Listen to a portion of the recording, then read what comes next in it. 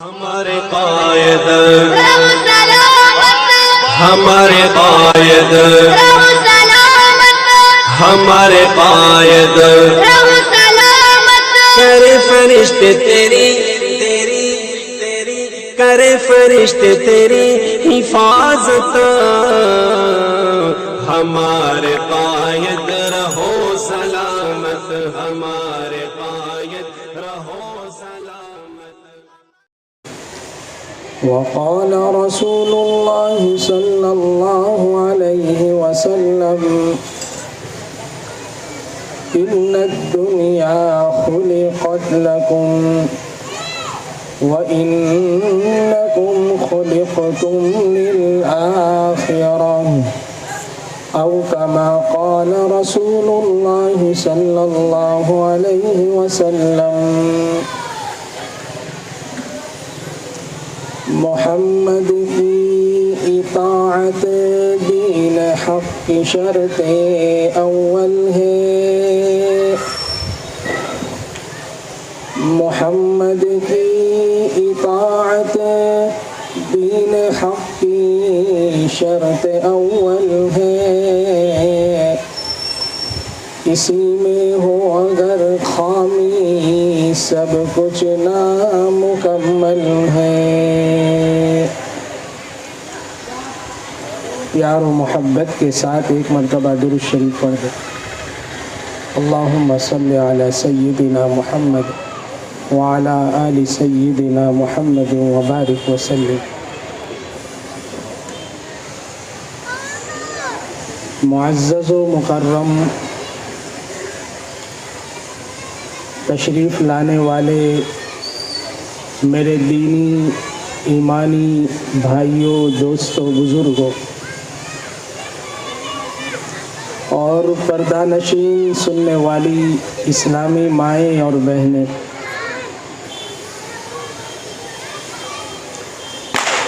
جیسا کہ آپ سب حضرات جانتے ہیں کہ اس وقت جو اصل پروگرام ہے، جو اصل بیان ہے، وہ مقرر شیریں بیان حضرت مولانا قاری احمد علی صاحب فلاحی دامت برکاتہم کا ہے.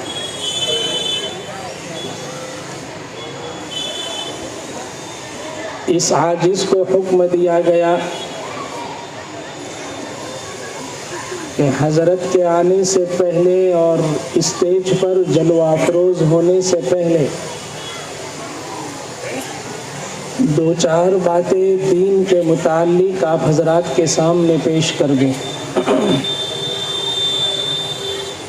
اس نیت کے ساتھ کہ اللہ تبارک و تعالی سب سے پہلے مجھے اور آپ سب کو بھی اور پوری امت کو بھی دین کی باتوں پر عمل کرنے کی توفیق نصیب فرمائے. میرے بزرگوں، پہلے ایک بات عرض کر دوں کہ اس وقت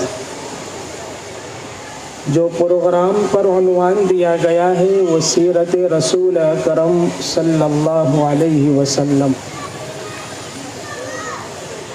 میرے بزرگوں، عزیزوں، دوستوں، ہمارے آقا تاجدار مدینہ سرکار دو عالم احمد مجتبی محمد مصطفیٰ صلی اللہ علیہ وسلم کی سیرت مبارکہ اور نبی کریم صلی اللہ علیہ وسلم کی حیات مبارکہ کے شعبے، یہ ایک ایسا عنوان ہے اور ایک ایسا موضوع ہے کہ انسان اگر اپنی زندگی میں اسے بولتا چلا جائے اور لکھنے والا لکھتا چلا جائے، اس کی زندگی ختم ہو جائے گی، بولنے والے کی زبان تھک جائے گی، لکھنے والے کا قلم ٹوٹ جائے گا. لیکن حقیقت یہ ہے کہ ہمارے آقا سرکار دو عالم صلی اللہ علیہ وسلم کی سیرت کبھی ختم نہیں ہو سکتی.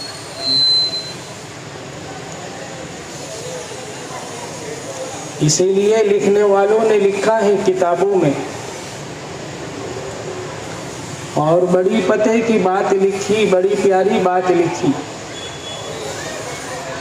کہ دنیا کے سارے درختوں کو اگر قلم بنا دیا جائے اور جتنے سمندر ہے اور ان میں پانی ہے، اس پانی کو اگر سیاہی بنا دیا جائے اور پھر نبی اکرم صلی اللہ علیہ وسلم کی سیرت کو لکھنا شروع کیا جائے، اللہ رب العزت نے میرے آقا کو وہ مقام عطا فرمایا تھا اور اللہ تبارک و تعالیٰ نے وہ اوصاف عطا فرمائے تھے کہ آپ کی سیرت مبارکہ کو لکھتے لکھتے سیرت نگاروں نے یہ بات لکھی کہ دنیا کے درخت ختم ہو جائیں گے، ٹوٹ جائیں گے، اور درختوں کا پانی جسے سیاہی بنایا گیا ہے یہ ختم ہو جائے گا، لیکن آقا مدنی سرکار دو عالم صلی اللہ علیہ وسلم کی سیرت کبھی ختم نہیں ہوئی۔ اسی لیے تو شاعر رسول حضرت حسان بن ثابت رضی اللہ تعالی عنہ کے وہ اشعار بڑے مشہور ہیں کہ جن اشعار کو پڑھنے کے بعد واقعتاً انہوں نے اشعار کا حق ادا کر دیا، جسے فرماتے ہیں وَأَحْسَنَ مِنْكَ لَمْ تَرَ قَطُّ عَيْنِي وَأَجْمَلَ مِنْكَ لَمْ تَلِدِ النِّسَاءُ خُلِقْتَ مُبَرَّأً مِنْ كُلِّ عَيْبٍ كأنك قد خلقت لما تشاء۔ حضرت حسان بن ثابت رضی اللہ تعالی عنہ ارشاد فرماتے ہیں اشعار کی زبان میں حضور اکرم صلی اللہ علیہ وسلم کی ذات بابرکت کو مخاطب کرتے ہوئے فرماتے ہیں کہ آقا مدنی سرکار دو عالم صلی اللہ علیہ وسلم آپ سے زیادہ حسین میری آنکھ نے کبھی کسی کو نہیں دیکھا، وَأَجْمَلَ مِنْكَ لَمْ تَلِدِ النِّسَاءُ۔ آگے فرماتے ہیں کسی عورت نے آپ سے زیادہ جمیل اور آپ سے زیادہ خوبصورت بچہ نہیں جنا۔ حضرت حسان بن ثابت رضی اللہ تعالیٰ عنہ ارشاد فرماتے ہیں آگے کہ اللہ رب العزت نے دنیا کے انسانوں میں کوئی نہ کوئی عیب رکھا ہے، یا تو ظاہر میں عیب ہے یا تو باطن میں عیب ہے، لیکن فرماتے ہیں خلقت مبرأ من کل عیب، کہ قربان جائیے پیارے آقا سرکار دو عالم صلی اللہ علیہ وسلم آپ کو اللہ نے ہر عیب سے پاک پیدا فرمایا ہے۔ یہ میرے نبی کی زندگی، اللہ رب العزت نے ہمیں جو پیغمبر عطا فرمائے، جو رسول عطا فرمائے، وہ رسول دنیا کے رسولوں کا سردار ہے۔ اس سیرت مقدسہ کے عنوان پر ہمارے مہمان خصوصی جو حضرت قاری احمد علی صاحب دامت برکاتہم تشریف لائے ہیں، وہ سیرت کے عنوان پر مفصل اور جامع بیان فرمائیں گے۔ میں نے تو آپ کے سامنے اس سیرت کی تھوڑی سی جھلک پیش کی کہ جس نبی کی سیرت کے عنوان پر یہ پروگرام رکھا گیا ہے وہ پیغمبر اور وہ رسول اور وہ ذات اقدس کوئی معمولی ذات نہیں کہ جس کی سیرت کو ایک کیا ہے رسم و رواج کی نیت سے سنا جائے، فارمیلٹی کے طور پر سیرت رسول کو بیان کر دیا جائے اور کانوں سے سن کر کے اسے نکال دیا جائے، اس لیے یہ اس ذات کی سیرت کو بیان نہیں کیا جاتا۔ یہ اس ذات کی سیرت ہے جس ذات اقدس کو اللہ رب العزت نے انسانیت کے لیے نمونہ بنایا۔ لَقَدْ كَانَ لَكُمْ فِي رَسُولِ اللَّهِ أُسْوَةٌ حَسَنَةٌ۔ اللہ تبارک و تعالیٰ ارشاد فرماتے ہیں، اے انسانوں، تمہارے لیے میرے پیغمبر کی ذات میں بڑا اچھا نمونہ ہے۔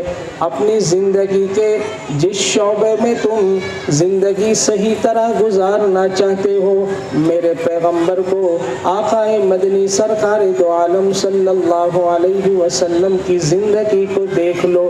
حضور کی زندگی ہمارے لیے نمونہ اور اسوہ بن جائے گی۔ میں نے جو آیات کریمہ تلاوت فرمائی،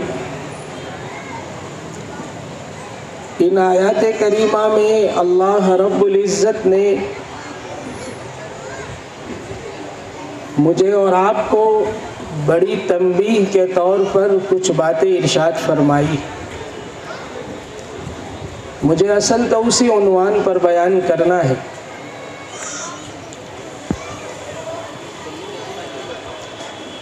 قرآن مجید کی ان آیات کے اندر اللہ رب العزت ارشاد فرماتے ہیں، وَمَا هَذِهِ الْحَيَاةُ الدُّنْيَا إِلَّا لَهْوٌ وَلَعِبٌ۔ انسانوں، اس دنیا کی زندگی میں جو تم اپنے شب و روز کو گزار رہے ہو، اپنی زندگی کے اوقات کو بسر کر رہے ہو، اور یہ دنیا کی عیش و عشرت اور دنیا کی زیب و زینت، دنیا کے خوبصورت مناظر اور دنیا کی رنگینیاں، یہ ہماری نظر کو خیرہ کرتی ہے، ہمارے دلوں کو لبھاتی ہے، اور انسان اس دنیا کی رنگینی میں ایسا گھستا ہے، ایسا داخل ہوتا ہے کہ وہ انسان دنیا کی رنگینی میں گھس کر کے اپنے حقیقی مقصد زندگی کو بھول جاتا ہے، اور جس مالک نے اسے دنیا میں پیدا فرمایا ہے اس مالک کو بھول کر کے زندگی گزارتا ہے۔ اس زندگی کے اس رویے پر اللہ رب العزت اپنے بندوں کو، انسانوں کو مخاطب کر کے فرماتے ہیں، انسانوں، یہ دنیا کی زندگی جو تمہیں بڑی اچھی نظر آ رہی ہے، بڑی خوشنما اور دلکش معلوم ہو رہی ہے، یاد رکھنا یہ کچھ نہیں الا لہو ولعب، ایک کھیل کود کا سامان ہے۔ جیسے چھوٹا سا بچہ کھلونے سے کھیلتا ہے، اس کے عمر کا ایک حصہ ہوتا ہے جسے وہ کھیل میں گزارتا ہے۔ ماں باپ جانتے ہیں کہ یہ کھلونا ہے، اس کھلونے کے لیے بچہ لڑتا ہے، اپنے سگے بھائی کو مارتا ہے، اس کے لینے پر روتا ہے۔ اس کھلونے کے ٹوٹ جانے پر وہ ایسا غمگین ہوتا ہے اور ایسا افسردہ دل ہوتا ہے گویا اس کی بہت بڑی دنیا لٹ گئی۔ ماں باپ جانتے ہیں کہ یہ میرا بیٹا کتنا کم عقل ہے، کتنا بیچارہ نادان ہے، کہ ایک 50-100 روپے کے کھلونے کے گم ہونے پر یا اس کے ٹوٹ جانے پر اتنا افسوس کرتا ہے۔ ماں باپ اسے سمجھاتے، بیٹا افسوس کرنے کا مقام نہیں، یہ تو ختم ہو گیا، جانے دو اسے۔ میرے بزرگوں، جیسے ماں باپ اپنے چھوٹے سے بچے کو نصیحت کرتے ہیں اور اپنے چھوٹے سے بچے کو اس بات کے اس کھلونے کی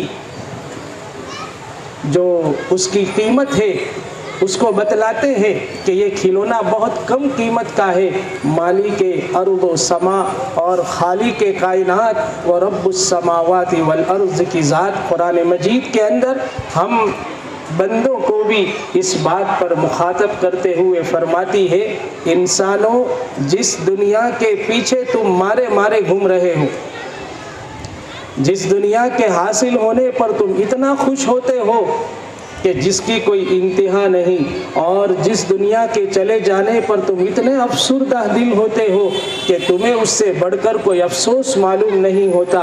اللہ رب العزت ارشاد فرماتے ہیں، میرے بندو یہ تمہاری دنیا کی زندگی بھی لہو و لعب ہے، کھیل کود کا سامان ہے۔ ایک وقت آئے گا جیسے بچہ بڑا ہو جاتا ہے، اپنے کھیل کود کو سامان کو بھول جاتا ہے، ایسے انسان دنیا سے چلا جائے گا، اس کی دنیا کی زندگی کی کوئی حقیقت نہیں ہے۔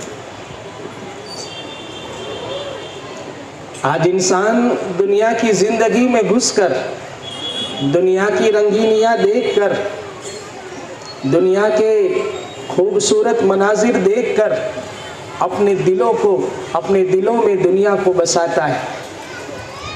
میرے بزرگوں، یہ دنیا کی زندگی سوائے چند روزہ گزارنے کے اس کی حقیقت کچھ نہیں ہے اس کی حقیقت۔ اور یہ تربیت فرمائی پیارے آقا سرکار دو عالم صلی اللہ علیہ وسلم نے حضرات صحابہ کی تربیت فرمائی۔ آج ہم اس دنیا کو بہت بڑی سمجھ رہے ہیں، آج اس دنیا کو حاصل کرنے کے لیے 2-5 پیسے میرے پاس بڑھ جاوے، اس کے لیے ہم اتنی کوشش کرتے، اتنی محنت کرتے ہیں کہ ہماری زندگی کے رات دن ایک ہو جاتے ہیں، کھانا پینا قربان ہو جاتا ہے، اللہ کے احکامات چھوٹ جاتے ہیں، نمازوں پر نمازیں قضا ہوتی چلی جاتی ہے، لیکن انسان کو اس بات کا احساس نہیں ہوتا، اس کے سر میں جوں تک نہیں رینگتی، بس وہ یوں سمجھتا ہے کہ میں دنیا میں آگے بڑھتا جا رہا ہوں، میں کامیاب۔ یہ دنیا کی زندگی اور یہ مال اور یہ دولت یہ ہمیں آپ کو کام آنے والے نہیں۔ ایک صحابی فرماتے، ابو ہریرہ رضی اللہ تعالیٰ عنہ، بڑی زبردست حدیث فرماتے، ایک مرتبہ ہم کچھ صحابہ بیٹھے ہوئے تھے تو پیارے آقا سرکار دو عالم صلی اللہ علیہ وسلم ہمارے پاس تشریف لائے اور آقا نے فرمایا، تمہیں دنیا کی حقیقت بتاؤں؟ صحابہ نے عرض کیا، جی ضرور حضور، ارشاد فرمائے دنیا کی حقیقت کیا ہے؟ ابو ہریرہ فرماتے ہیں، سرکار مدینہ حضرت محمد مصطفیٰ صلی اللہ علیہ وسلم ہمیں سب کو لے جا کر تشریف لے گئے کوڑی دان کے اوپر، جہاں سب کچرا پھینکا جاتا ہے۔ ابو ہریرہ فرماتے، ہم وہاں گئے تو ہم نے دیکھا کہ وہاں کچھ چیٹھڑے پڑے ہوئے ہیں، کچھ پاخانے پڑے ہوئے ہیں، اور انسانوں کی کھوپڑیاں پڑی ہوئی ہیں، ایسی گندی چیزیں پڑی ہوئی تھی۔ ابو ہریرہ فرماتے ہیں، آقا نے ہمیں وہاں رخ دیا اور پھر ارشاد فرمایا، یہ دیکھ رہے ہو؟ کہا جی یا رسول اللہ، کیا ہے؟ کہا یہ کھوپڑیاں ہے، مردہ انسانوں کی جو مر چکے، دنیا سے ختم ہو چکے، ان کے گوشت کو کیڑے مکوڑوں نے کھا لیا، ہڈیاں باقی رہ گئی تھی، وہ ہڈیاں زمین سے باہر نکل آئی، وہ پڑی ہوئی۔ کہا یہ کیا پڑا ہوا؟ کہا یہ پاخانہ پڑا ہوا ہے، یہ چیٹھڑے پڑے ہوئے ہیں۔ اللہ اکبر، حضور کی تربیت دیکھے، کیسی بہترین تربیت فرماتے اپنی امت کی۔ حضور اکرم صلی اللہ علیہ وسلم نے ارشاد فرمایا، یہ جو کھوپڑیاں دیکھ رہے ہو نے، کسی زمانے میں یہ بھی تمہاری طرح انسان تھے۔ جیسے تم آج دنیا میں آگے بڑھنے کے پلان بناتے ہو، یہ کھوپڑیاں بھی، ان کے پاس بھی دماغ تھے، ان کی بھی سوچیں تھی، ان کے بھی افکار تھے، یہ بھی ایسے پلان بناتے تھے، ہم دنیا میں 100 سال جینے والے۔ جیسے تجارت کو آگے بڑھانے کے پلان تم بناتے ہو، یہ بھی پلان بنایا کرتے تھے، منصوبے بنایا کرتے تھے، لیکن ایک وقت آیا کہ موت نے ان کو دبوچ لیا اور موت نے ان کو دنیا سے فنا کر دیا۔ آج ان کا یہ حال ہوا ہے، یاد رکھنا ایک دور آئے گا کہ تمہارا بھی یہ حال ہونے گا۔ تم کس دنیا پر اتراتے؟ پھر ارشاد فرمایا آقا نے کہ یہ پاخانے پڑے ہوئے، جانتے ہو یہ کیا چیز ہے؟ حضور ارشاد فرما دے کیا ہے؟ فرمایا یہ لذیذ و اچھے سے اچھے کھانے ہیں، جس لذیذ کھانے کی فکر میں انسان اپنے مال کو کما کر مال کو صرف کرتا تھا، جس لذیذ کھانے کے پیچھے انسان سوچتا تھا کہ میں اچھے سے اچھا کھانا کھانے والے بنوں، میں دبئی میں جا کر کے اس ہوٹل میں کھانا کھاؤں جس ہوٹل میں بڑے بڑے لوگ کھاتے ہیں، اب اس کے لیے کیا کروں؟ کہا اس کے لیے محنت کروں، کماؤں، حلال حرام کی تمیز کے بغیر، بس مجھے لاکھوں اور کروڑوں پتی بننا ہے۔ کیوں بننا ہے؟ کہا لذیذ کھانے کا شوق ہے، فلاں ہوٹل میں کھانے کا شوق ہے۔ آقا مدنی سرکار دو عالم صلی اللہ علیہ وسلم نے ارشاد فرمایا، دیکھو یہ وہ لذیذ کھانے ہیں جس کی لذت کی خاطر تم اپنی زندگی کو قربان کرتے ہو، اس کا اینڈ اور اس کا انجام کیا ہے؟ کہ لذیذ سے لذیذ کھانا تمہارے پیٹ میں جائے گا، اس کا انجام یہ ہے، یہ بدبودار پاخانہ ہے جس کو دیکھ کر تم اپنے ناک پر ہاتھ رکھتے۔ پھر حضور نے ارشاد فرمایا یہ جو چتھڑے ہیں، پھٹے پرانے کپڑے ہیں، یہ کیا چیز ہے؟ حضور ارشاد فرما دے، حضور اکرم صلی اللہ علیہ وسلم نے ارشاد فرمایا کہ یہ وہ اچھے سے اچھے کپڑے تھے جس کو حاصل کرنے کے لیے انسان تگودو کرتا تھا، کوششیں کرتا تھا کہ اچھے سے اچھا کپڑا پہنوں، 50,000 والا سوٹ پہنوں، جیسے ہمارے یہاں عورتیں عموماً شادی کے موقعوں پر فخر سے 50,000 کے سوٹ پہنتی ہے، 1,00,000 کے سوٹ پہنتی ہے۔ کیا مقصود ہے؟ مقصود کچھ نہیں سوائے اس کے کہ فخر حاصل ہو جائے، اس کا نام لیا جائے کہ شادی میں 1,00,000 کا جوڑا پہنا، فخر سے اس کا سر اونچا ہو جائے۔ اللہ اکبر! اللہ ہماری عورتوں کو صحیح سمجھ عطا فرمائے۔ ایک کپڑوں کے پیچھے جس کا عین پھٹ جانا ہے، جس کا عین پرانا ہو جانا ہے، جو ایک مرتبہ پہننے کے بعد شاید کبھی بدن پر نہیں آتا، اس کپڑے کو حاصل کرنے کے لیے 1,00,000 روپے کا خرچ کر دیا جائے۔ پیارے آقا سرکار دو عالم صلی اللہ علیہ وسلم ارشاد فرماتے یہ وہ نئے نئے کپڑے تھے جو آج پھٹے پرانے ہو گئے، تم ان کو دیکھنا پسند نہیں کرتے، اس کو ہاتھ لگانا تو درکنار اور اسے پہننا تو درکنار، اسے تم دیکھنا پسند نہیں کرتے۔ ایک دور آئے گا کہ تم بھی جس کپڑے کو پہنے ہوئے ہو وہ کپڑا بھی ایک دور آئے گا کہ پھٹا پرانا ہو جائے۔ اللہ اکبر!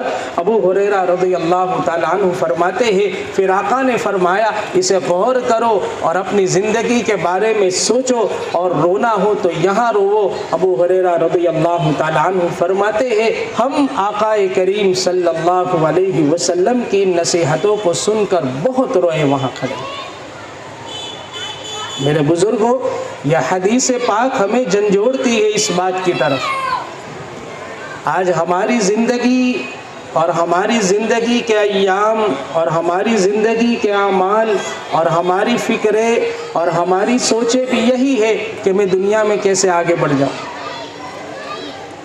آج میری سوچ یہ نہیں ہے کہ میں نیک کیسے بن جاؤں، آج ہماری سوچ یہ نہیں ہے کہ میں نمازی کیسے بن جاؤں، آج ہماری سوچ یہ ہے کہ میں مالدار کیسے بن جاؤں، میں کروڑ پتی کیسے بن جاؤں، چاہے مال حلال طریقے سے آئے چاہے مال حرام طریقے سے آئے، مجھے کچھ لینا نہیں، بس دنیا میں آگے بڑھنا ہے اور دنیا کے ٹاپ 10 مالداروں میں میرا نام آنا چاہیے، اس کے لیے ہر تغودو کر لوں۔ میرے بزرگوں، انسان محنت کرتا کرتا کرتا کرتا مال جمع کرتا ہے اور عمر کے اس حصے پر پہنچ جاتا ہے کہ اس کی زندگی کا آخری وقت آتا ہے اور اس کی زندگی بھر کی کمائی کو استعمال وہ نہیں کر سکتا، اس کی زندگی بھر کی کمائی کا استعمال اس کی اولاد کرتی ہے، اور وہ آخرت سے بالکل خالی ہاتھ ہو کر کے آخرت میں جاتا ہے، قبر میں جاتا ہے، اس کے پاس نیک اعمال کا کوئی ذخیرہ نہیں ہوا۔ میرے بزرگوں، ان حدیث پاک سے ہمیں سوچنا چاہیے۔ اسی لیے ذوالقرنین بادشاہ کے بارے میں آپ نے سنا ہوگا، پوری دنیا کا بادشاہ تھا، اللہ تبارک و تعالیٰ نے پوری دنیا کی حکومتیں ان کو عطا فرمائی تھی، پوری دنیا کا وہ بادشاہ تھا، لیکن جب اس کے انتقال کا وقت آیا تو اس نے اپنے وزیروں کو وصیت کر دی کہ جب مجھے کفن میں لٹایا جائے اور مجھے کفن پہنایا جائے، میرے ہاتھوں کو کفن سے باہر کر دینا۔ وزیروں نے پوچھا کہ بادشاہ سلامت ایسا کیوں کیا جائے؟ ایسا تو کسی کے بارے میں نہیں کیا جاتا۔ فرمایا دنیا کو پتہ چل جائے اور دنیا اس حقیقت کو سمجھ لے کہ دنیا کا بادشاہ بھی دنیا سے خالی ہاتھ جاتا ہے۔ ہم تو 250 روپے کے مالک ہیں، لاکھوں کروڑوں کے مالک ہیں، دنیا کے مالک نہیں، سورت شہر کے مالک نہیں، ایک محلے کے مالک نہیں۔ جب دنیا کا بادشاہ خالی ہاتھ ہو کر کے دنیا سے جاتا ہے، میری آپ کی کیا حیثیت ہے؟ کہاں ہم لے جائیں گے اس جمع کیے ہوئے مال کو؟ انسان یہی چھوڑ کر چلا جاتا ہے، لیکن سوچتا نہیں اسی مال کو اس کی اولاد ناجائز کاموں میں استعمال کرتی ہے، اور وہ اولاد اپنے باپ کی کمائی کو استعمال کرتی ہے، اور جو باپ ان کے لیے اس مال کو چھوڑ کر کے گیا ہے اور اولاد کو اتنا سب کچھ دے کر کے گیا ہے، لیکن اولاد کے پیچھے دینی محنت نہیں ہوتی اور اولاد کو دین کی تربیت نہیں دی جاتی تو زندگی گزر جاتی ہے۔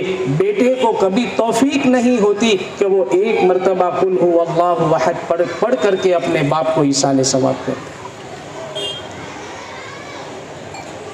کہاں جا رہے ہم دنیا کی زندگی؟ ہم اپنے انجام کو سوچیں۔ میرے بزرگوں، قرآن کریم نے اسی بات کو بار بار فرمایا، مختلف انداز میں فرمایا۔ اللہ تبارک و تعالیٰ کہیں تو فرماتے ہیں فَلَا تَغُرَّنَّكُمُ الْحَيَاةُ الدُّنْيَا وَلَا يَغُرَّنَّكُمْ بِاللَّهِ الْغَرُورُ۔ اللہ تبارک و تعالیٰ ارشاد فرماتے ہیں انسانوں، دنیا کی زندگی تمہیں دھوکے میں نہ ڈال دے۔ آج ہم سب دھوکے میں پڑے ہوئے، دوسروں کو دیکھتے ہیں۔ میرے محلے میں 30 سال کا نوجوان بھی چلا گیا، میرے محلے میں 25 سال کے نوجوان کو بھی اٹیک آ گیا، میرے محلے میں طاقتور انسان کو بھی اٹیک آ گیا، چلا گیا۔ لیکن کبھی اپنے بارے میں ہم نہیں سوچتے کہ ایک وقت میرا بھی آئے گا، میں بھی دنیا سے اچانک چلا جاؤں گا، پتہ نہیں چلے گا مجھے کہ میں کب دنیا سے جانے والا ہوں۔ اسی لیے عقل مندی اس بات میں ہے کہ انسان اپنی دنیا سے زیادہ اپنی آخرت کی فکر کیا کرے۔ ایک مسلمان کی زندگی کا حاصل اور ایک مسلمان کی زندگی کا مقصود دنیا نہیں ہوتا، اس کی زندگی کا مقصود اور اس کی منزل تو آخرت ہے۔ ہماری تو آخرت ہے، ہمیں تو وہاں دیکھنا ہے میری زندگی میں کیا اعمال ہے جو مجھے مرنے کے بعد کام آنے والے۔ اسی لیے جو حدیث پاک میں نے پڑھی تھی، پیارے آقا سرکار دو عالم صلی اللہ علیہ وسلم ارشاد فرماتے ہیں ان الدنیا خلقت لکم۔ آقا مدنی سرکار دو عالم صلی اللہ علیہ وسلم ارشاد فرماتے ہیں کہ بے شک دنیا کو تمہارے لیے پیدا کیا گیا۔ وَإِنَّكُمْ خُلِقْتُمْ لِلْآخِرَةِ، اور حضور اکرم صلی اللہ علیہ وسلم ارشاد فرماتے ہیں تمہیں آخرت کے لیے پیدا کیا گیا ہے۔ ہم سب تو آخرت کے لیے، ہم دنیا کے لیے نہیں۔ اس لیے میرے بزرگوں، ہمیں کوشش آخرت کی زندگی کی کامیابی کی کرنی چاہیے۔ ہمیں کوشش یہ کرنی چاہیے کہ مرنے سے پہلے میں کتنا مال والا ہوں یہ ہرگز نہ دیکھے، مرنے سے پہلے میں کتنے اعمال والا ہوں، مرنے سے پہلے میری کتنی نمازیں زندگی میں ہے، میرے کتنے درود شریف ہے اور میرے کتنی نیکیاں ہے جو مجھے مرنے کے بعد کام آنے والی ہے۔ سب سے سچا اور عقل مند مومن حضور اکرم صلی اللہ علیہ وسلم ارشاد فرماتے ہیں کہ یہ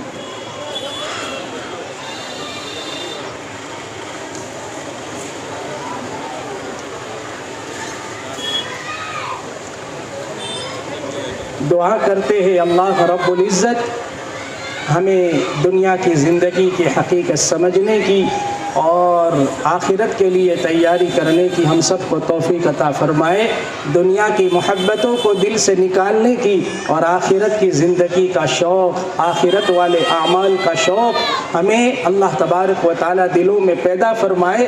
دنیا کی محبتوں سے نکل کر ہم نمازوں والے بنے، دنیا کی محبتوں سے نکل کر جیسے ایک تاجر صبح سے رات تک دکان میں حساب کرتا ہے کتنا آیا کتنا گیا، اسی طریقے سے ہم روزانہ رات کو حساب کریں کہ آج صبح سے لے کر شام تک میری کتنی نیکیاں ہوئی، کتنی نمازیں ہوئی، کتنے درود شریف ہوئے، کتنی قرآن مجید کی آیتیں پڑھی، کتنے رکوع پڑھے، کتنا ذکر کیا۔ ہم ایک کاپی میں نوٹ کریں تاکہ ہمارے سامنے ہماری آخرت کی زندگی کا محاسبہ ہو جائے اور حساب آ جائے کہ میں جیسے دنیا میں آگے بڑھتا جا رہا ہوں آخرت میں بھی کتنا آگے بڑھتا جا رہا ہوں۔ اللہ تبارک و تعالیٰ مجھے آپ کو اس پر عمل کرنے کی توفیق عطا فرمائے۔ اب چونکہ حضرت والا دامت برکاتہم تشریف لا چکے ہیں، جیسا کہ آپ جانتے ہیں کہ حضرت والا دامت برکاتہم کا ہی اصل بیان ہے، مجھے تو عارضی طور پر حکم دیا گیا تھا۔ حضرت ادام اللہ فیوزہم اسٹیج پر جلوہ افروز ہو چکے، حضرت قاری احمد علی صاحب فلاحی دامت برکاتہم، اللہ تبارک و تعالیٰ نے حضرت کو بڑی شیریں زبان عطا فرمائی، مقرر شیریں بیاں بھی ہے اور مقرر شعلہ بیاں بھی۔ اللہ تبارک و تعالیٰ نے زبان میں وہ مٹھاس عطا فرمائی ہے کہ جون سے مضمون پر بولنا ہوں حضرت اتنی بہترین انداز سے اور اتنی بہترین طریقے سے، اور مجمع جیسا بھی ہو، مختلف موضوعات پر، نکاح کے موضوع پر، موت کے موضوع پر، جیسا موقع ہو اس موقع کی مناسبت سے اللہ تبارک و تعالیٰ نے وہ صلاحیتیں عطا فرمائی ہے کہ موقع کی مناسبت سے ایسی بات کرتے ہیں کہ مجمع کو کبھی رلاتے بھی ہے کبھی ہنساتے بھی۔ اللہ تبارک و تعالیٰ حضرت کی خدمات کو قبول فرمائے، نظر بد سے بچائے۔ اللہ تبارک و تعالیٰ حضرت کو صحت، قوت، عافیت، تندرستی نصیب فرمائے۔ مختلف گوشوں کے اندر یہ بہت بڑی قربانی ہے، برس ہا برس سے ہم سنتے آ رہے، ہندوستان ہی نہیں بلکہ ہندوستان کے علاوہ باہر بھی، بیرون ممالک میں بھی اللہ تبارک و تعالیٰ ان سے کام لے رہے۔ آپ کی آوازیں کبھی یو کے میں گونجتی ہے، کبھی کہاں دبئی میں اور کبھی کہاں کہاں مختلف ممالک کے اندر اپنے فریضے کو اور کیا ہے ایک امتی ہونے اور ایک عالم دین ہونے اور ایک پیر طریقت ہونے کی حیثیت سے جو فرض منصبی ہے اسے ادا کرتے ہوئے امت کے ہر طبقے میں اللہ کے پیارے رسول صلی اللہ علیہ وسلم کی تعلیمات کو پہنچاتے ہیں، مختلف انداز میں پہنچاتے ہیں اور اپنا فریضہ ادا کرتے ہیں۔ بڑی خوشی کا موقع ہے، بڑی سعادت مندی کی بات ہے میرے لیے، آپ کے لیے، اس محلے والوں کے لیے خصوصی طور پر کہ حضرت دامت برکاتہم نے ہمیں یہ پروگرام عطا فرمایا اور گویا اس بہانے اپنے قیمتی ملفوظات سے ہمیں مستفیض ہونے کا ایک موقع فراہم کیا۔